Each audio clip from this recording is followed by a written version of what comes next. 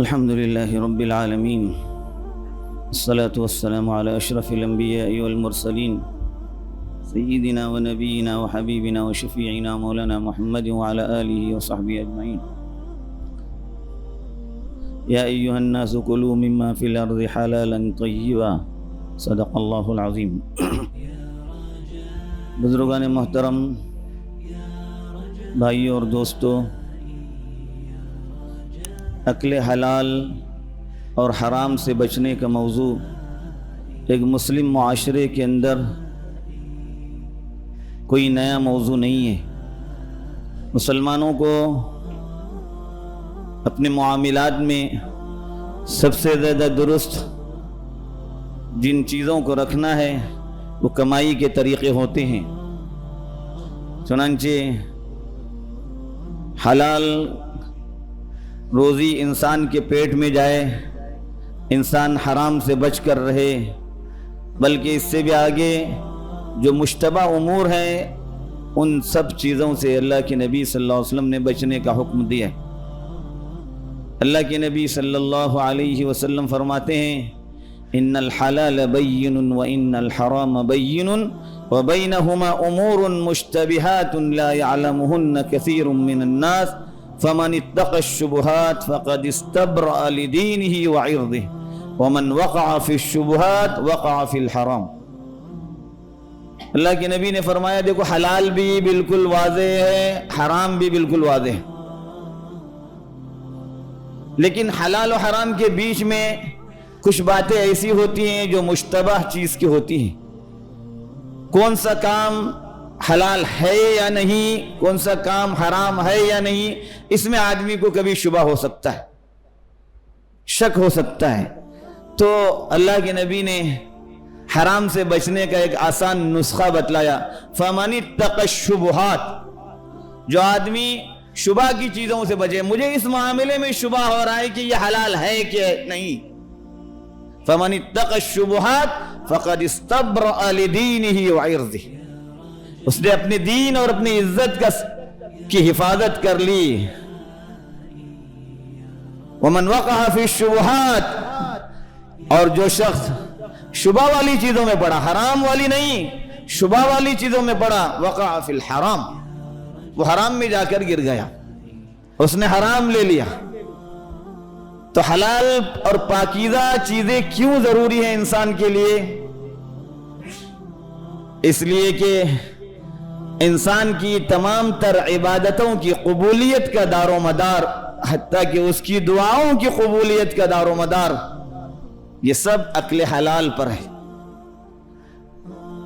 اللہ کے نبی فرماتے ہیں کہ ایک بندہ بہت محنت و مشقت کرتا ہے، لمبے لمبے سفر کرتا ہے، سفر کی وجہ سے اس کے بال بکھرے ہوئے ہیں، کپڑے گندے ہوئے ہیں، یہ سب پریشانیاں برداشت کر کے حرم مقدس میں تک پہنچ جاتا ہے، اور وہاں پہنچ کر اللہ سے دعائیں کرتا ہے، یا رب کہہ کے ہاتھ اٹھا کے اللہ سے دعائیں کرتا ہے.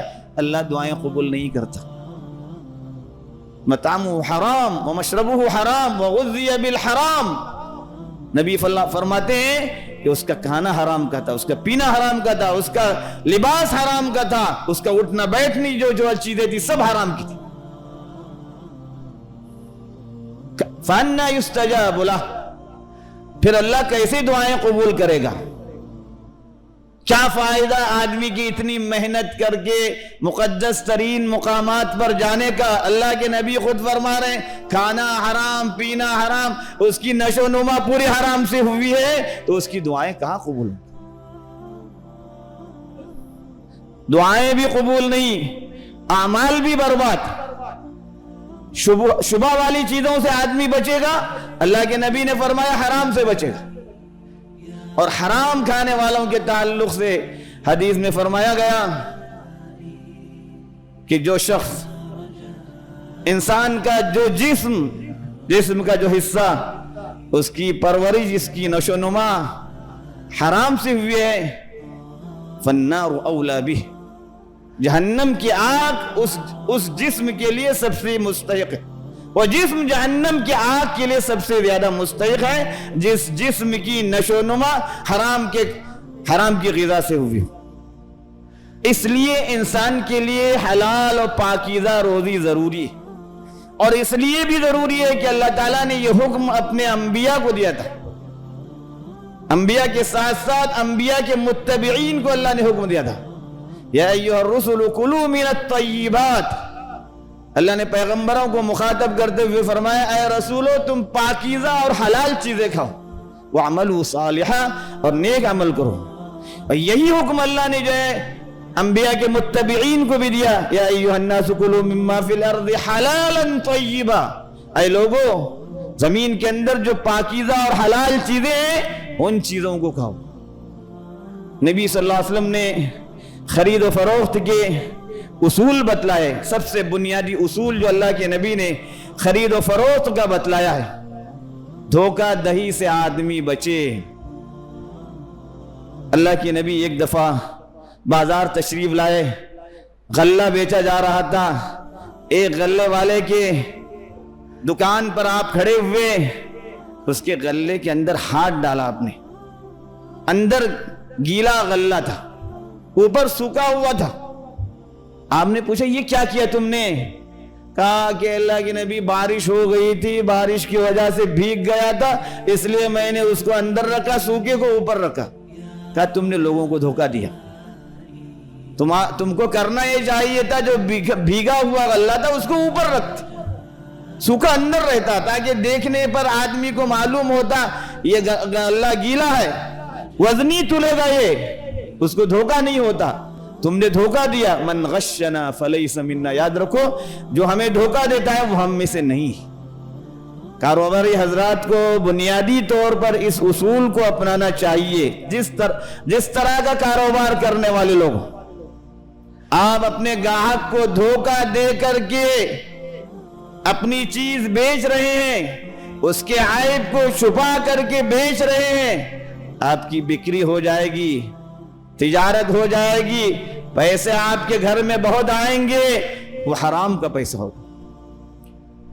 اس پیسے کے اندر اللہ کبھی برکت نہیں دے گا. بہت پیسہ گھر میں رہے گا، یا تو وہ پیسہ چوری ہو جائے گا، یا وہ پیسہ ایسے کاموں میں خرچ ہوگا جو آپ کے کام کا نہیں ہوگا، جو آپ کو فائدہ دینے والا نہیں ہوگا. حرام کا جو مال ہوتا ہے اس کے اندر اللہ نے کبھی برکت نہیں رکھی، چاہے وہ کتنی بڑی تعداد کے اندر ہی کیوں نہ ہو. زیادہ سے زیادہ تعداد میں بھی ہو آدمی کے پاس مال، حرام کا مال اس کو تباہ ہونا ہے، برباد ہونا ہے، ضائع ہونا ہے، اور اس مال پر اللہ کی طرف سے کمانے پر بھی عذاب ہے. کھائے گا، اندر جائے گا، اس کی وجہ سے اعمال بھی حبط ہوں گے، دعائیں بھی قبول نہیں ہوں گی. جبکہ حلال کا مال ہوگا، صحیح طریقے سے کمایا ہوگا، گاہکوں کو دھوکہ نہیں دیا ہوگا، اس کے اندر جو کچھ عیب ہے اس عیب کو بتلایا ہوگا اس نے، اور سیدھے طریقے سے یہ کاروبار کیا ہوگا، تھوڑے سے پیسے گھر میں آئے ہوں گے، ان پیسوں کے اندر اللہ اتنی برکت دے گا، اتنی برکت دے گا کہ آدمی کے وہم و گمان بھی نہیں ہو سکتا. کہاں سے میری ضروریات پوری ہو رہی ہیں، کہاں سے میری حاجتیں پوری ہو رہی ہیں، اضافی اخراجات نہیں آ رہے آدمی پر، بیماریاں نہیں آ رہی ہیں، مصیبتوں میں نہیں پھنس رہا ہے، مقدمات میں نہیں پھنس رہا ہے، غلط جگہوں پر پیسے نہیں جائیں گے. برکت اللہ تعالیٰ ان تھوڑی سی کمائی کے اندر پیدا فرما دے گا جو حلال کا ہوگا. اس لیے اللہ نے اپنے انبیاء کو بھی اس کا حکم دیا، اور انبیاء کے متبعین سب کو بھی اس کا حکم دیا. رسول کریم صلی اللہ علیہ وآلہ وسلم نے اس کی طرف بڑی ترغیب دی کہ آدمی حلال کی کوشش کرے، حرام سے بچ کر زندگی گزارے، بلکہ آپ نے شبہ والی چیزوں سے بھی بچنے کا حکم دیا. دل میں کھٹکا لگا رہتا ہے یہ حلال ہے کہ نہیں، جو حلال چیز ہے وہ بالکل واضح رہتی ہے آدمی کے سامنے، کوئی شبہ نہیں ہوتا. جہاں شبہ ہو جائے کہ یہ کرنا صحیح ہے کہ نہیں، آپ کا دل بتلا رہا ہے، آپ کو جو نا، یا آپ کا دل آپ کو کہہ رہا ہے کہ یہ صحیح نہیں ہے، اس لیے اس کام سے بچنے کی ضرورت ہے. جتنے طرح کے کاروبار ہوں گے، آپ چوری کا مال لا کر بیچیں گے وہ بھی حرام کا مال، سامنے والے کو دھوکہ دے کر آپ لائیں گے وہ بھی حرام کا مال، کسی کا مال غصب کر کے لائیں گے وہ بھی حرام کا مال، کسی کے آنکھ میں دھول جھونک کر لائیں گے آپ وہ بھی حرام کا مال، حرام طریقے سے آیا ہوا مال، حرام طریقے سے کمایا ہوا مال، حرام طریقے سے لیا ہوا مال۔ کسی کا مال لے کر بیٹھ گئے واپس نہیں کیا اس کو، کسی کا قرضہ لے کے بیٹھ گئے اس کو واپس نہیں کیا، سب حرام کا مال ہے۔ آدمی کو اس کی فکر کرنی چاہیے کہ میں زندگی کیسے گزار رہا ہوں، کیسے انسان کو اطمینان ہے، وہ لوگوں کا قرض لیے ہوئے رہتا ہے، لاکھوں کروڑوں کا قرضہ ہے، اس کے گھر میں دعوتیں بھی ہوتی ہیں، شادیاں بھی بڑی ہوتی ہے، سب کچھ کام ہو رہے ہیں، لیکن اس کو فکر نہیں ہوتی، تو اپنے قرضوں کی ادائیگی کی فکر نہیں ہوتی، وہ سمجھتا ہے اپنے لیے اس کو حلال۔ بزرگوں اور بھائیوں، وہ حلال نہیں ہے۔ آپ نے دوسرے کا مال غلط طریقے سے لیا ہے، وقت پر آپ نے اگر قرض لیا ہوا ادا نہیں کیا ہے، ادا نہیں کر سکے، جس سے قرض لیا تھا اس کے پاس جا کر مہلت طلب کرتے، معذرت کرتے کہ 6 مہینے کے بجائے 2-4 مہینے اور مجھے مہلت دے دو، اس سے جو اس کو راضی کروا لیتے تب ٹھیک تھا، ورنہ پھر جو ہے اس کی کوئی گنجائش نہیں۔ اہل اللہ کا معمول تھا کہ وہ ایسے گھروں کی، ایسے لوگوں کی دعوتیں بھی نہیں کھاتے تھے جو لوگوں کا قرضہ لیے ہیں اور پھر دعوت بھی اپنے گھر میں کر رہے ہیں، حالانکہ وہ قرضہ کے لیے انہوں نے وقت لیا ہے۔ وہ کہہ رہے جب تمہارے اوپر قرضہ ہے تم اس کا قرضہ ادا کیے بغیر اپنی زندگی کے دوسرے جو ہے معاملات کیوں کر رہے ہو، تعیش پسندی کیوں اختیار کر رہے ہو، بڑے بڑے گھر کیوں تعمیر کر رہے ہو دوسروں کا پیسہ لے کر کے؟ یہ تمہارا پیسہ نہیں ہے، یہ دوسروں کا پیسہ ہے، اور دوسروں کے پیسوں پر آپ راج کر رہے ہیں، دوسروں کے پیسوں پر آپ تعیش کی زندگی گزار رہے ہیں۔ خوف ہی نہیں کہ موت آ جائے گی، موت کا فرشتہ آئے گا اور پھر دبوچ لے گا، اللہ کے پاس لے جائے گا، پھر کیا ہوگا اس کے بعد؟ بزرگوں اور بھائیوں، سمجھنے کی ضرورت ہے، یہ جو آفتیں، یہ جو بلائیں، یہ جو مصیبتیں آتی ہیں، یہ جو تکلیفیں آتی ہیں، طرح طرح کی آزمائشیں آتی ہیں، یہ سب جو ہے ہماری اپنے کرتوت کی وجہ سے آتی ہے، ہماری اپنی جو ہے غلطیوں کی وجہ سے آتی ہیں۔ ہم نے اپنے کاروبار کو صحیح نہیں رکھا، ہم نے گاہکوں کے ساتھ صحیح معاملہ نہیں کیا، ہم نے ان کے ساتھ دھوکہ دہی کا معاملہ کیا، یہ تمام چیزیں ایسی ہیں جو ہماری اپنی زندگیوں کے سکون کو برباد کرنے والی ہے۔ اس آدمی کے گھر میں سکون نہیں ہو سکتا جو اپنے گھر میں حرام کا پیسہ لاتا ہے۔ اسلاف کی جو عورتیں ہوتی تھی وہ اپنے شوہروں کو گھر سے نکلتے وقت نصیحت کر کے بھیجتی تھی، اگر تمہیں حلال ملے لانا، حلال نہ ملے تم واپس آنا، ہم بھوک برداشت کر سکتے ہیں، حرام کا لقمہ برداشت نہیں کر سکتے۔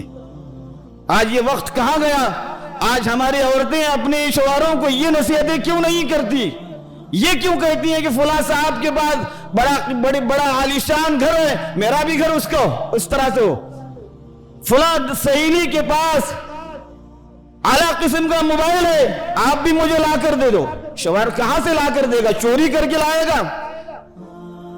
عورت کی خواہش کو، بچوں کی خواہش کو پورا کرنے کے پیچھے لوگوں کو دھوکہ دے گا، لوگوں کے ساتھ غلطی کا معاملہ کرے گا، یا بڑا شریف نکلا تو قرض لے لے گا۔ ارے قرض دینا کوئی ضروری تھوڑی ہے، یہ سمجھ لے گا۔ بزرگوں اور بھائیوں، یہ سب غلط باتیں ہیں، اس کے ذریعے ہم اپنی زندگیوں کو برباد کر رہے ہیں۔ اللہ کی طرف سے ہمیں اس کی کوئی گنجائش نہیں۔ موت آنے سے پہلے اپنی موت کی تیاری کرنے کی ضرورت ہے۔ اللہ تعالی ہم سبوں کو ان باتوں پر عمل کرنے کی توفیق عطا فرمائے، ایمان پر ہمیں زندہ رکھے، اپنے وقت پر ہم سبوں کو ایمان پر خاتمہ نصیب فرمائے۔ آمین و آخر دعوانا۔